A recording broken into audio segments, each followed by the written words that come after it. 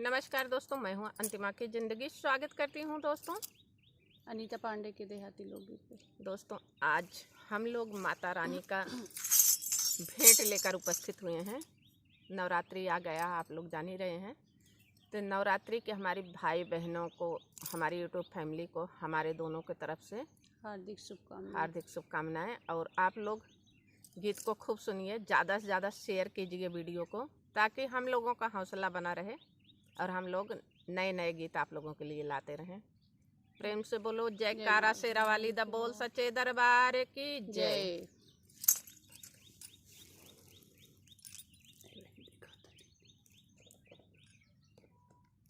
हरिया हो कि घूमैला गिना चैत महीनावा मैया निकरी दोपहरिया हो कि घूमैला गिना मैया गाँवा गइड़वा हो कि घूमैला गिना मैया गाँवा गहरवा हो कि घूमैला गिना।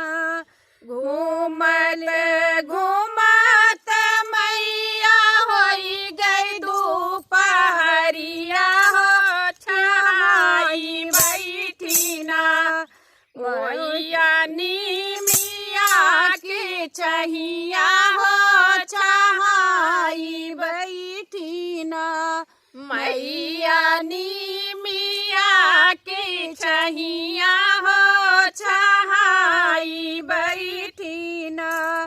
हाथवा डेलरिया लइके निकरी मालिनिया हो कि पूछैला गिना दुर्गा मैया से बतिया हो कि पूछैला गिना। सातौ बाहिनी से हलिया हो कि पूछैला गिना। गलिया घूमत मालिनी होई गई दोपहरिया हो कि कई ना देतियू ना मालिनी हमारो सिंगरवा हो कि कई ना देतियू ना मालिनी हमारो सिंगरवा हो कि कई ना देतियू ना।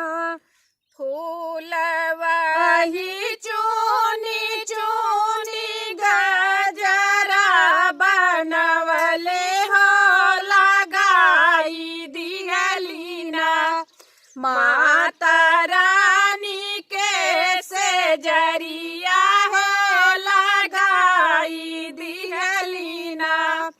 अम्बे रानी के से जरिया है लगाई दिहलीना। सात बहिनी के आसनवा है लगाई दिहलीना। से ही चढ़ी मोरी भैया करली सिंगरवा हो कि मनवा मोहैना माता रानी के सूरतिया हो कि मनवा मोहैना। नाव बहिनी के सूरतिया हो कि मनवा मोहैना। घरवा में बढ़ई मालिन धान दावलतिया हो बहेरवा बढ़ैना मालिन खेत खारी हनवा है बहेरवा बढ़ैना।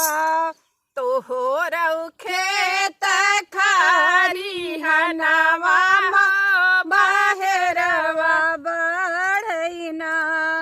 अमर रहई मालिन तोहरौ सजनवा हो कि जुग जुग जियना मालिन तो हरौला नवा हो कि जुग जुग जियना मालिन तो हरौला नवा हो कि जुग जुग जियना। बोलो सच्चे दरबार की जय हो। दोस्तों हमारा ये पचरा गीत कैसे लगा कमेंट में बताना, भरपूर सपोर्ट करना, प्यार आशीर्वाद दुलार भर भर के देना दोस्तों। धन्यवाद।